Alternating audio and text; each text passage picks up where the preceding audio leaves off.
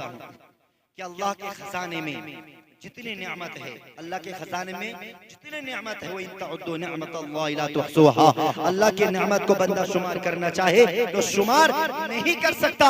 लेकिन जितनी नेमत रब ने हमें अता किया है, बताओ सबसे बड़ी नेमत अल्लाह ने हमें क्या दिया है? बता सकते हो? आसान अल्फाज है, आसान जवाब है। अल्लाह ने जितने नेमत हमें दी है, सबसे बड़ी नेमत क्या है? नहीं बता सकते? क्या है? ईमान है। क्या है? ईमान है। हाँ, अल्लाह का खजाना इतना बड़ा। हज़रत जुनैद बगदादी रहमतुल्लाह अलैह के पड़ोस में एक ईसाई रहता था, एक ईसाई पड़ोसी रहता था। एक मर्तबा उनका त्योहार था, उनका प्रोग्राम था। अपने त्योहार के लिए, अपने प्रोग्राम के लिए निकलने लगे, जाने लगे। जुनैद बगदादी रहमतुल्लाह अलैह ने कहा, भाई तुम कहाँ जा रहे हो? ना मैं हमारा त्योहार है, प्रोग्राम है, वहाँ पर तशरीफ ले जा रहे हैं। जुनैद बगदादी रहमतुल्लाह अलैह ने कहा कि तुम जा रहे हो, मुझे भी साथ लेकर चलो। उन्होंने कहा नहीं, आप मुसलमान है और मैं ईसाई हूँ, मैं आपको साथ नहीं लेके जा सकता। अगर लेके जाऊंगा तो हंगामा खड़ा हो जाएगा। जुनैद बगदादी रहमतुल्लाह अलैह ने कहा नहीं, कुछ परेशानी नहीं होगी, कोई हंगामा नहीं होगा, साथ लेकर चलो। इस्रार करने पर, बार बार कहने पर जुनैद बगदादी रहमतुल्लाह अलैह को वो ईसाई पड़ोसी साथ लेकर गए। जब पिंडाल के सामने पहुंचे, स्टेज के सामने पहुंचे, उनके पादरी जो थे, जब उनकी निगाह पड़ी, जुनैद बगदादी रहमतुल्लाह अलैह के ऊपर निगाह पड़ी, तो कहने लगा कि हमारा पिंडाल नापाक हो गया, हमारा प्रोग्राम नापाक हो गया, हमारा जो आज का त्योहार नापाक हो गया, पूरा मजमा नापाक हो गया। सारे लोग हैरान थे, परेशान थे। हजरत क्या कहते हैं? वो क्या कह रहे हैं कि नापाक हो गया? ओझा पूछा गया कि ओझा क्या है? आज प्रोग्राम है, आज त्योहार है, आज हम लोग ने खुशबू से जो है पिंडाल को मुअत्तर किया है, खुशबू से बिल्कुल चकाचक किया है, मुअत्तर कर दिया है, सजाया है हमने फूलों से, और आप कह रहे हैं कि ये नापाक हो गया। तो उन्होंने कहा कि हमारे इस मजलिस में एक बेधर्म आ गया। कौन आ गया? बेधर्म आ गया। मुसलमान को बेधर्म कहा जा रहा है कि बेधर्म आ गया। अब उसके बाद वो पादरी जुनैद बगदादी रहमतुल्लाह अलैह की तरफ मुखातब हुआ, मुखातब होके कहने लगा, आपको आने की परमिशन किसने दी? आप यहाँ पर क्यों आए हो? देखने आए हैं यहाँ पर क्या होता है, हम देख यहाँ पर क्या होता है, लेकिन आप यहाँ क्यों तशरीफ लाए? भाई क्या परेशानी है? आने में क्या खराबी है? नहीं, आप आकर हमारे मजमा को नापाक कर दिए, अब आपके सर को कलम कर दिया जाएगा। हाँ, शर्त ये है, अगर हम 3 सवाल करेंगे, आपको 3 सवालात करेंगे, अगर 3 सवालात के जवाबात आपने सही सही दे दिया तो आपको रिहा कर दिया जाएगा, छोड़ दिया जाएगा। जुनैद बगदादी रहमतुल्लाह अलैह ने कहा, मुझे आपकी शर्त मंजूर है, मगर मेरी भी एक शर्त है, अगर मैं आपके सवालों का जवाब सही सही देता हूँ तो आपको भी मुशर्रफ इस्लाम होना पड़ेगा, इस्लाम कबूल करना पड़ेगा। शर्त मंजूर हो गई, दोनों तरफ से शर्त मंजूर है। पहला सवाल उसने ये किया कि आप कहते हो, आपकी शरीयत कहती है, कुरान कहता है, हदीस कहती है कि लोग जो कि अल्लाह का खजाना इतना बड़ा है, अल्लाह का खजाना इतना बड़ा है कि अगर मखलूक अपने मंशा के मुताबिक, इंसान अपने मंशा के मुताबिक, जिन्नात अपने मंशा के मुताबिक, 18,000 मखलूकात अपने मंशा के मुताबिक मांगे और अल्लाह तबारक व तआला सबको उनके मंशा के मुताबिक दे दे, फिर भी इतनी कमी नहीं आ सकती जितना उंगली को समंदर में डुबा के उठाया जाए। अब उंगली को अगर हम समंदर में डुबाएंगे कितना पानी आएगा? आधा समंदर सूख जाएगा ना। तो बोले कि इसका मुझे जवाब चाहिए, लेकिन उसने शर्त लगा दी, कुरान और हदीस से जवाब नहीं लूंगा, मुझे उसको मुशाहदा से चाहिए। जवाब दीजिए जिसको मैं देख रहा हूँ, कुरान और हदीस से मुझे जवाबात नहीं चाहिए, क्योंकि कुरान और हदीस में तो मौजूद है कि अल्लाह का खजाना बहुत बड़ा है। अच्छा, जुनैद बगदादी रहमतुल्लाह अलैह ने कहा, आपका दूसरा सवाल क्या? का दूसरा सवाल ये है, आप ये कहते हो, आपकी शरीयत कहती है, आपका कुरान कहता है कि जन्नती जन्नत में चले जाएंगे, दोज़खी दोज़ख में चले जाएंगे और जन्नत में खूब सैर होकर खाएंगे, खूब पिएंगे, मजे लेंगे, मगर ना पाखाना होगा ना पेशाब होगा, एक डकार आएगी, खुशबूदार डकार आएगी और उससे पूरा हजम। जब हम दुनिया में नजर डालते हैं, दुनिया की तरफ एक निगाह डालते हैं, एक गिलास पानी कोई पीता है तो जब तक वो फिल्टर होकर पेशाब के रास्ते से ना निकल जाए तो बेचैनी तारी हो जाए, सुकून ना आए, परेशान हो जाए, डॉक्टर के पास भागे भागे फिरे। लेकिन आप कहते हो जन्नती जन्नत में चले जाएंगे, दोज़खी दोज़ख में चले जाएंगे और खूब सैर होकर खाएंगे, मुर्गा मुसल्ला भी खाएंगे, कुरमा पुलाव भी खाएंगे और खूब जमकर पिएंगे, लेकिन न पेशाब न पखाना। ये कैसे हो सकता है? इसका जवाब भी चाहिए, लेकिन मुशाहदा से। इसको हम देख रहे हैं, कुरान हदीस से नहीं लेंगे।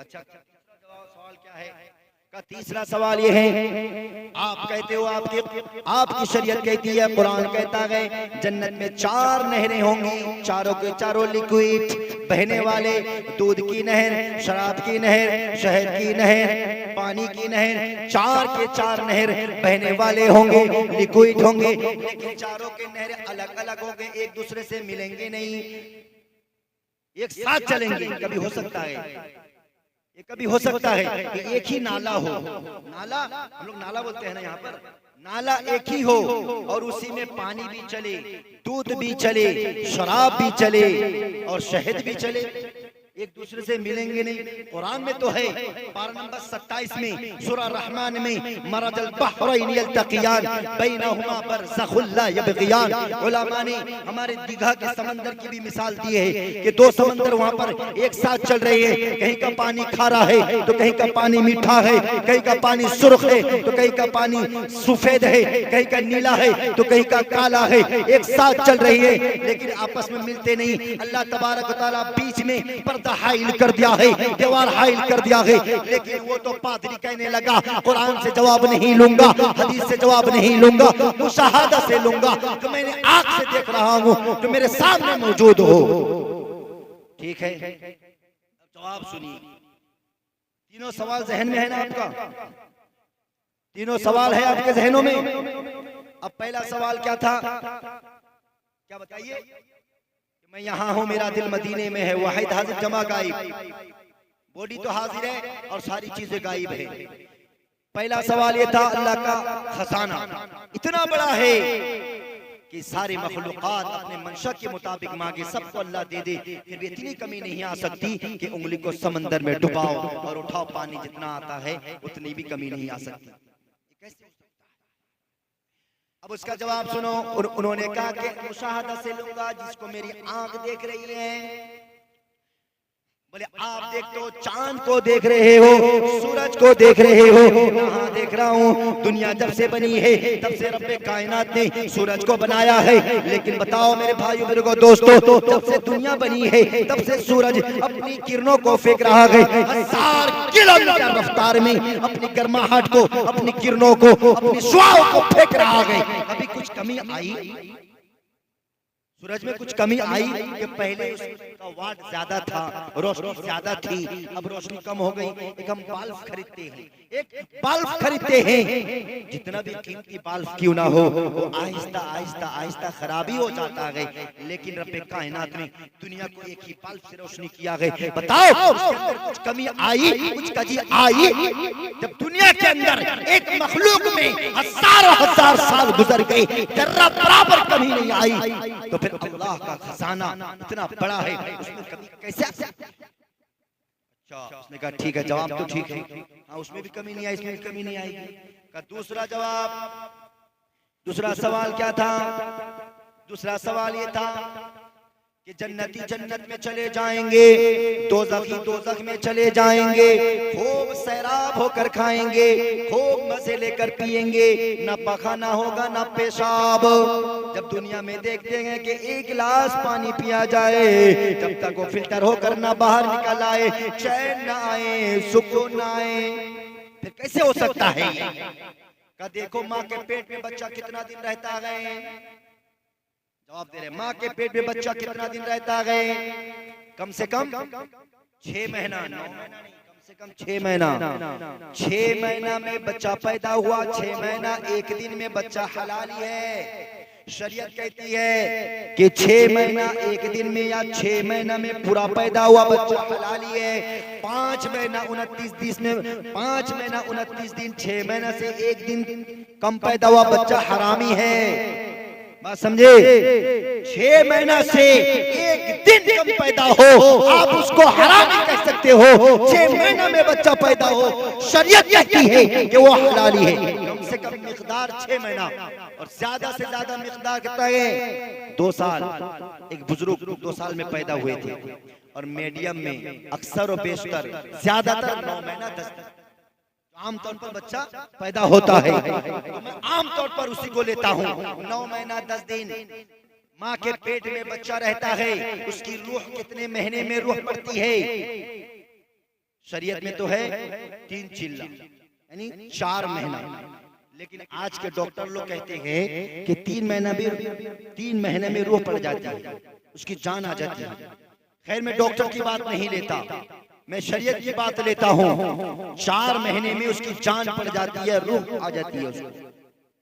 अब बताइए, जान पड़ते ही वो खाना पीना शुरू कर देता है। बच्चा माँ के पेट में खाना भी खाता है, पीता भी है। मेरे भाइयों बुजुर्गों दोस्तों, उसका खुराक क्या है? उलमा ने लिखा है, आपने देखा होगा, जब माँ के शिकम में बच्चा आता है, माँ के शिकम में बच्चा आता है तो माँ की माहवारी बंद हो जाती है, मेंस आना बंद हो जाता है। वो माहवारी कहाँ जाती है? वो बच्चे का खुराक बनाकर रब्बे कायनात ने उस बच्चे के खुराक बनाकर उसके पेट में डालता है, वही बच्चे का खुराक है। इसलिए आपने देखा होगा, बच्चा जब पैदा होता है तो बच्चे के नार को काटा जाता है। वो नार क्या है? वो नार उसके खुराक का रास्ता है, क्योंकि नापाक कतरे को अल्लाह ने उसका खुराक बनाया है। अल्लाह तबारक तआला चाहता तो मुंह के जरिए से उसके खुराक को पेट पर पहुंचाता, मगर मुंह के जरिए से नहीं पहुंचाया।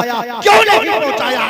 इसलिए नहीं पहुंचाया कि मेरा बंदा दुनिया में जाएगा, इस ज़बान से मेरी तारीफ करेगा, मेरा जिक्र करेगा, मेरा कलाम पढ़ेगा, कुरान की तिलावत करेगा, मेरा नाम लेगा, और जिस ज़बान से मेरा नाम लेगा उस ज़बान से मैं नापाक चीज को कैसे भेज सकता?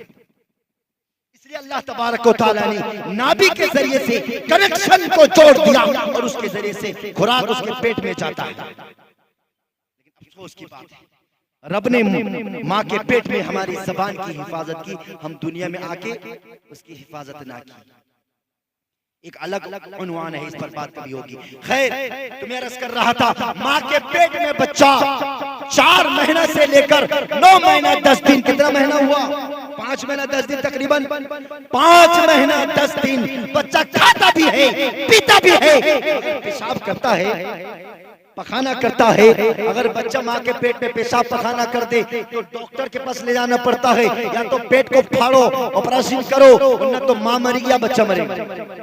बेचैनी आ जाती है जब एक दुनिया में आने वाला बच्चा माँ के पेट में 5 महीना 10 दिन खाकर पीकर बिना पखाना पेशाब किए रह सकता है, तो जन्नत में जन्नती नहीं रह सकता? पादरी ने कहा, बात तो बिल्कुल ठीक है। तीसरा सवाल क्या था? जन्नत में 4 नहरें लिक्विड होंगे, एक साथ बह रहे होंगे, एक दूसरे पे मिलेंगे नहीं। का जवाब सुनो। आपने देखा अंडा देखा? अंडा नहीं देखे हो? अरे मुंह थोड़ा हिलाओ, आप लोग थोड़ा मुंह हिलाओगे, मुझे पता चलेगा कि आप ध्यान से सुन रहे हो। अंडा देखे हो ना? अंडा में कितनी चीजें होती है? उसमें भी 4 चीजें। सबसे पहले ऊपर क्या है? छिलका, जिसको फेंकते हैं। उसके बाद क्या है? झिल्ली, पतला सा है ना, झिल्ली, उसको भी फेंकते हैं। उसके नीचे है मोटा सा खोला, सादा सफेद खाते हैं। उसके नीचे अंदर क्या है? कुसुम, इसको खाते नहीं। तो 4 चीजें हैं। नजर आता है एक ही चीज, लेकिन आपस में जुदा जुदा है। पादरी कहा, मुझे बेवकूफ समझते हो? मैंने कहा कि चारों के चारों लिक्विड होंगे, बहने वाले होंगे, नरम होंगे, और ये आप सूखा मिसाल दे रहे हैं। अच्छा, पादरी तो बहुत चालाक है, बात पकड़ लिया फौरन। का देखो, इसकी हकीकत की तरफ जाओ, इसकी माहियत की तरफ जाओ। जब ये अंडा माँ के पेट में तैयार हो रहा था, मुर्गी के पेट में तैयार हो रहा था, आपने देखा होगा कभी आपके घरों में भी मुर्गी को ज़बह किया जाता है, तो हम लोग क्या बोलते हैं उसको?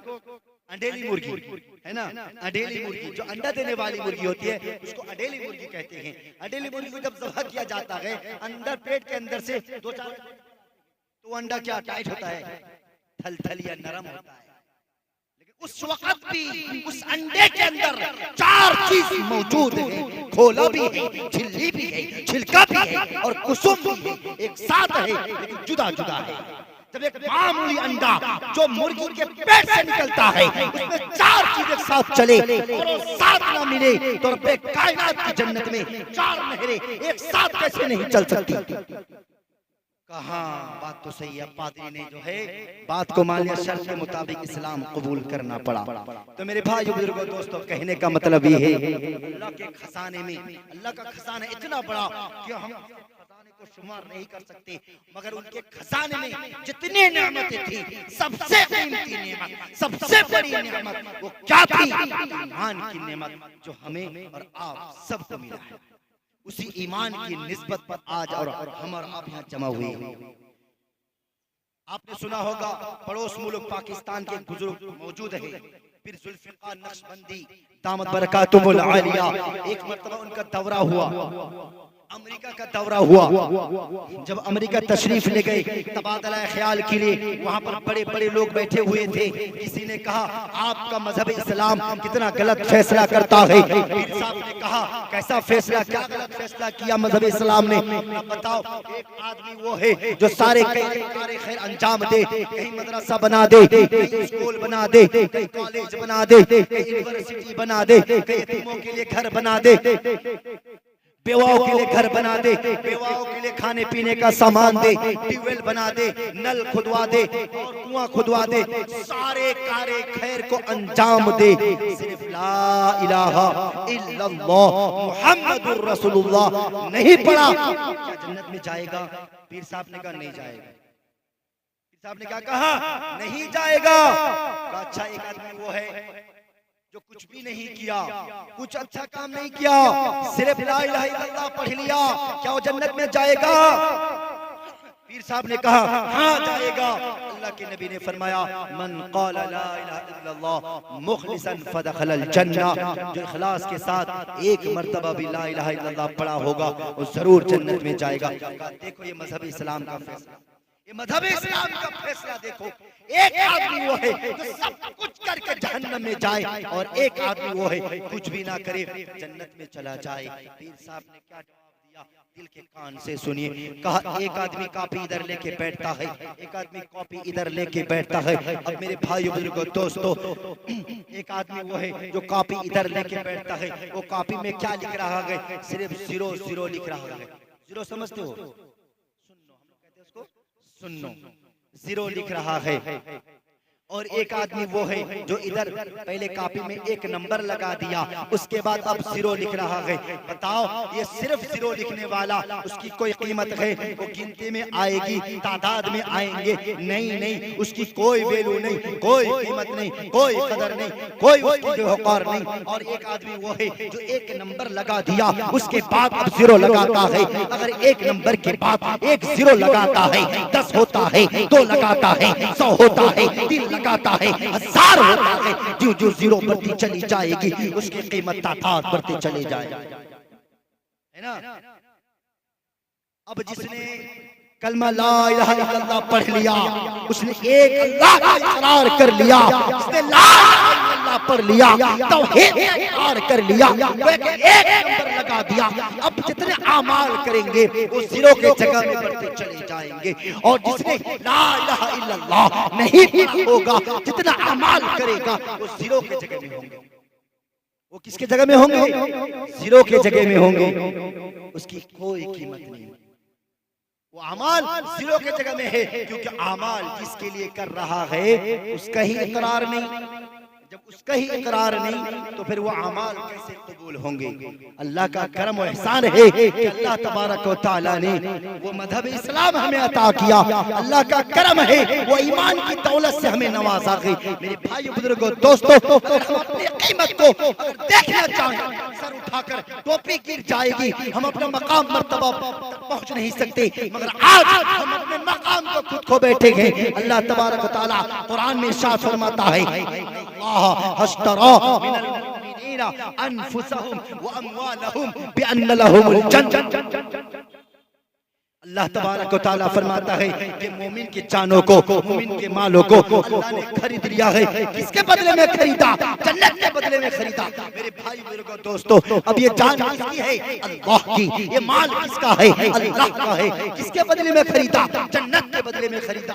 एक बात आपको बताऊंगा इस आयत के अंदर, ऐसे मैं आपको एक बात बताऊंगा मेरे भाई बुजुर्गों दोस्तों। अब अल्लाह तबारक व तआला हमारी जानों को खरीद रहे हैं, हमारे माल को खरीद रहे हैं। किसके बदले में खरीद रहे हैं? जन्नत के बदले में खरीद रहे हैं। अच्छा बताओ, हमारी ये बॉडी, हर एक इंसान अपने हाथ के एतबार से 3.5 हाथ का होता है, होता नहीं 3.5 हाथ का। क्या अल्लाह तबारक ताला हमारे बॉडी को खरीद रहे हैं? नहीं नहीं, बॉडी को नहीं खरीद रहे हैं। ये बॉडी तो मिट्टी में जाने के बाद उसको कीड़े मकोड़े खा जाएंगे, फिर मिट्टी से उनको उठाया जाएगा। मिनहा खलकनाकुम व फिहा नुईदुकुम व मिनहा नुखरिजुकुम तारतन उखरा। इसी मिट्टी से पैदा हुए, इसी मिट्टी पे जाना है, दोबारा उठना है इसी मिट्टी से। ये जिस्म को नहीं खरीद रहा अल्लाह तबारक व तआला, किसको खरीद रहा है? जिस्म के अंदर एक चीज है जो हमारी कीमत को बढ़ा रही है। वो चीज क्या है? देखिए मेरे भाई बुजुर्गों दोस्तों, हम सबसे ऊपर क्या पहने हैं? कपड़ा, कुर्ता पहने नहीं। सबसे ऊपर हमारा क्या है? कुर्ता है। उसके नीचे क्या है? बनियान है। उसके नीचे क्या है? बदन के बाल है। उसके नीचे क्या है? खाल है। उसके नीचे क्या है? गोश्त है। उसके नीचे क्या है? हड्डी है। उसके नीचे क्या है? दिल का ढांचा है। उसके नीचे क्या है? दिल है। इसके अंदर है ईमान। इसलिए फरमाया इन्नल्लाह अश्तरा मिनल मुमिन का लफ्ज लाया। मिनल मुस्लिम ने कहा, मुशरिक ने कहा, काफिर ने कहा, क्या कहा? मुमिन का लफ्ज कहा। यानी वो मोमिन जिसके दिल में ईमान होगा, उसके जान को, उसके माल को अल्लाह खरीद रहा है जन्नत के बदले में। अच्छा एक बात आपको बताता चलूं, फतेह की बात है। या खरीदने वाला कौन? या खरीदने वाला कौन? बताओ, हमारी जान को कौन खरीद रहा है? हमारे मालों को कौन खरीद रहा है? कौन खरीदता है? अल्लाह। हमारी जान को खरीद रहा है अल्लाह, माल को खरीद रहा है अल्लाह। तो खरीदने वाला कौन? अल्लाह। बेचने वाला कौन? हम और आप। बाय कौन? हम और आप। मुश्तरी कौन? अल्लाह। मेरे भाइयों बुजुर्गों दोस्तों, हम दुनिया पे नजर डालते हैं, करोड़पति को देखते हैं, अरबपति को देखते हैं, खरबपति को देखते हैं, बड़े दौलतमंद को देखते हैं। जब वो कपड़ा खरीदने जाते हैं, जब वो सामान खरीदने जाते हैं, फुटपाथ में नहीं खरीदते, वो छोटी दुकान पर नहीं जाते, बड़ी दुकान पर जाते हैं, मॉल पर जाते हैं और शोरूम पर जाते हैं, एसी कूलर वाले दुकान पर जाते हैं, कीमती ब्रांडेड कंपनी का सामान खरीदते हैं। पैसा कितना भी चला जाए मगर ब्रांडेड माल चाहिए, पैसे का परवाह नहीं करता। मेरे भाई बुजुर्गों दोस्तों, मगर गरीब आदमी जो होगा वो थोड़ी सस्ती कीमत का सामान खरीदेगा, थोड़ा कम पैसे में खरीदेगा, क्योंकि पैसा कम है उसके पास। जो जैसा इंसान होगा वो उसी तरीका की दुकान तलाश करेगा। मेरे भाइयों, यहाँ खरीदने वाला कौन? मेरा अल्लाह है। और बेचने वाला कौन है? हम आप हैं। हमारी जान को, हमारे माल को रब्बे कायनात खरीदता है, तो खरीदने वाला अल्लाह है, कस्टमर अल्लाह है। अल्लाह तबारक व तआला सारे जहां का बादशाह है। अल्लाहु अकबर। सबसे बड़ा है वो, सबसे बड़ा खालिक है वो मालिक है वो, राज़िक है वो, समी है वो, बसीर है वो, सबको दौलत देता है वही, इज्जत देता है वही। अब जो जिस माल को मेरा अल्लाह खरीदेगा वो माल कितना कीमती, और जिस दुकान पे मेरा रब जाएगा खरीदने के लिए वो दुकान कितनी कीमती। दुकान कौन सी? दुकान हमारे अंदर है। अब अल्लाह जिस दुकान से माल खरीदेगा वो दुकान कितनी कीमती होगी। अब अंदाजा लगाओ तो हम कितना कीमती हैं? हम सब कितने कीमती हैं? वो कीमत हम कीमती हुए किस वजह से? ईमान की वजह से। किस वजह से? ईमान की वजह से। जितना ईमान मजबूत होगा, जितना ईमान मजबूत होगा, पुख्ता होगा, उतना अल्लाह का ताल्लुक गहरा होगा। ईमान से अल्लाह का ताल्लुक कायम होता है, अल्लाह से ताल्लुक कायम होता है, और आमाल से अल्लाह का कुर्ब नसीब होता है। तो ईमान जितना मजबूत होगा उतना ताल्लुक अल्लाह से मजबूत होगा। ताल्लुक बहुत बड़ी चीज है। इसी ताल्लुक की बुनियाद पर तो फरमाया गया, देखिए एक ईंटा हम लगाते हैं लेटरिन में, एक ईंट हम लगाते हैं लेटरिन में और एक ईंट लगाते हैं मस्जिद में। जब उसको तोड़ा जाता है उसके ईंटे को हम चूमा लेते हैं। मस्जिद में जब गंदगी आ जाए तो झाड़ू देते हैं और पखाने के ईंटे को हम लात मार के फेंक देते हैं। वो भी तो ईंट है, ये भी तो ईंट है, लेकिन इसका ताल्लुक मस्जिद से है, इसका ताल्लुक लेटरिन से है। ताल्लुक बहुत बड़ी चीज है। एग्जाम्पल देता हूँ, मिसाल देता हूँ। आप बाइक लेकर, आप कार लेकर जरूरी काम के लिए, जरूरी मीटिंग के लिए निकले, आपको टाइम दे दिया गया, इतने टाइम में आपको पहुंचना है, जरूरी काम है, आप कार लेकर निकल गए, बाइक लेकर निकल गए, मगर रास्ते में आपको किसी का बच्चा रोता हुआ मिला, वहां पर कोई मौजूद नहीं है, कोई घर भी मौजूद नहीं है, छोटा मासूम सा बच्चा है, रास्ते में बिलक रहा है, रास्ते में रोता है। अंदाजा लगाओ, आपको टाइम पर पहुंचना है, क्या आप अपने काम को छोड़कर उस बच्चे को उठाओगे, उस बच्चे को घर तक पहुंचाओगे? नहीं नहीं नहीं नहीं, अपने काम को देखोगे और अपने काम की तरफ निकल जाओगे। क्यों निकल जाओगे? इसलिए कि ताल्लुक आपके साथ खून का नहीं है। अच्छा मेरे भाइयों बुजुर्गों दोस्तों, अब अंदाजा लगाओ, अगर आप बाइक लेकर, गाड़ी लेकर, कार लेकर अगर अपने जरूरी काम के लिए निकलते हैं, जाते जाते रास्ते में आपका छोटा बच्चा घर से निकल कर भाग गया, घर से बिना बताए चला गया। अब जंगल इलाका में बिल्कुल खुले मैदान पर आप जा रहे थे, स्पीड में गाड़ी थी, आपका बेटा रास्ते के किनारे पर बैठ के रो रहा है। अब बताओ, दिल पर हाथ रख के बोलो, आपको जरूरी मीटिंग भी अटेंड करना है, जरूरी मीटिंग पर पहुंचना है, जरूरी काम पर पहुंचना है, टाइम पर नहीं पहुंचोगे तो आपका काम बिगड़ जाएगा। लेकिन आपका बच्चा रास्ते में रोता है, क्या बताओ, बच्चे को उठाओगे या अपने काम पर जाओगे?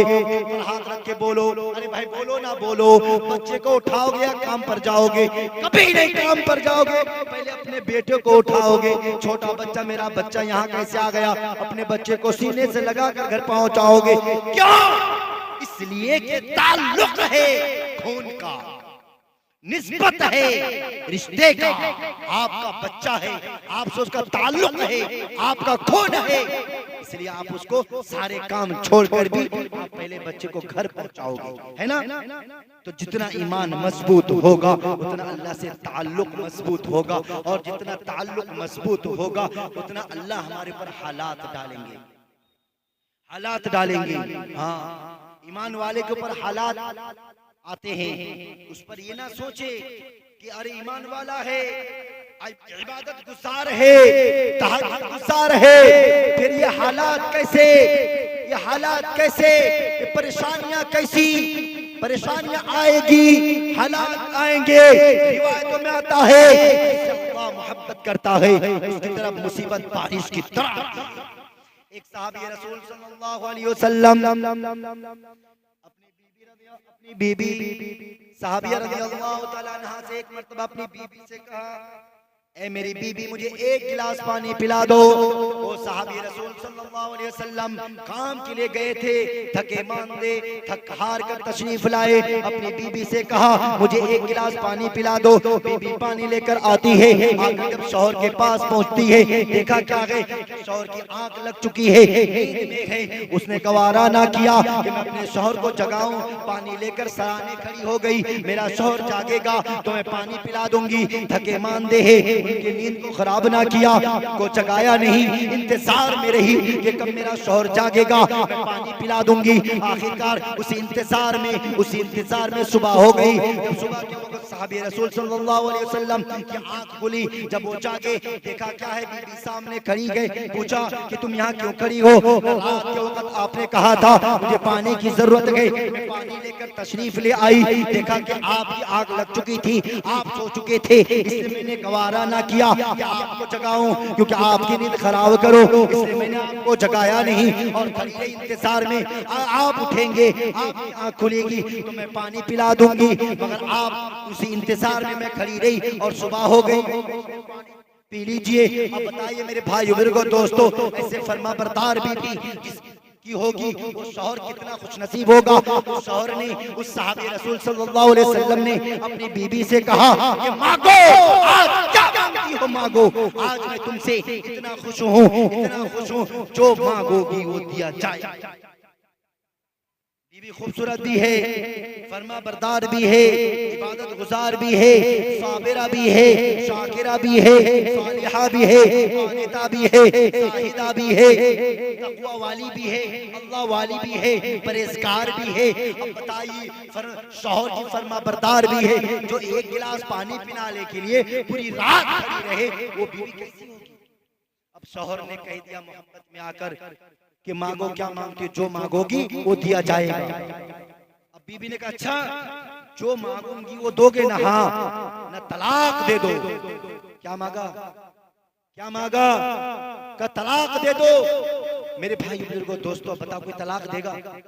ऐसे शौहर को, ऐसी बीबी को कोई तलाक देगा जो एक गिलास पानी पिलाने के लिए पूरी रात जाग के रहे? वो तलाक देगा? अब वो तलाक मांगी, कहा आपने वादा किया है कि जो मांगूंगी वो दोगे, अब मुझे तलाक दो। पूछा क्यों तलाक मांगती हो? ना मुझे जरूरत है, आप तलाक दीजिए, आपने वादा किया है। अब परेशान है, कहा चलो हुजूर पाक सल्लल्लाहु अलैहि वसल्लम के दरबार पर फैसला वहीं किया जाएगा। दोनों मियां बीवी जा रहे थे, हुजूर के दरबार पर लेकर जा रहे थे। जाते जाते रास्ते में शौहर को ठोकर लगा। ठोकर लगने के बाद बीबी अपने शौहर को उठाती है और कहती है चलो घर, मसला हल हो गया, अब मुझे तलाक नहीं चाहिए। शौहर ने पूछा कि क्या बात है, माजरा क्या है? घर में कहा मुझे तलाक चाहिए, और यहाँ कहती हो कि तलाक नहीं चाहिए, मसला हल हो गया। चलिए घर में बताऊंगी। जब घर आए, आने के बाद शौहर ने पूछा क्या बात है? कि कुछ नहीं हुआ, लड़ाई नहीं, झगड़ा नहीं, कुछ नहीं हुआ, अब तलाक क्यों मांगती हो? तलाक इसलिए मांगी, अल्लाह के नबी सल्लल्लाहु अलैहि वसल्लम की हदीस है कि अल्लाह जिससे मोहब्बत करता है उसकी तरफ मुसीबत बारिश की तरह आती है। आपके घर में तकरीबन 30 साल हो गए, मैं आपके निकाह में आई हूँ, आपके घर पर आई हूँ, कभी भी मुसीबत तो मैंने नहीं देखी, कभी मुसीबत नहीं आई। तो मेरे दिल में ख्याल आया कि जिसके ऊपर मुसीबत नहीं, अल्लाह उससे राजी नहीं, अल्लाह उससे खुश नहीं, अल्लाह उससे मोहब्बत नहीं करता, और जिससे अल्लाह मोहब्बत नहीं करता उससे उसके साथ मैं कैसे रह सकती हूँ? इसलिए आप मुझे जो है तलाक देने के लिए मैंने इसलिए आपको कहा था। मगर जब हम दोनों अल्लाह के नबी सल्लल्लाहु अलैहि वसल्लम के दरबार पे जा रहे थे, रास्ते में आपको ठोकर लगा, तो मैं समझ गई कि ठोकर भी मुसीबत है, अल्लाह आपसे राजी है, इसलिए मैंने कहा तलाक की जरूरत नहीं। चलिए।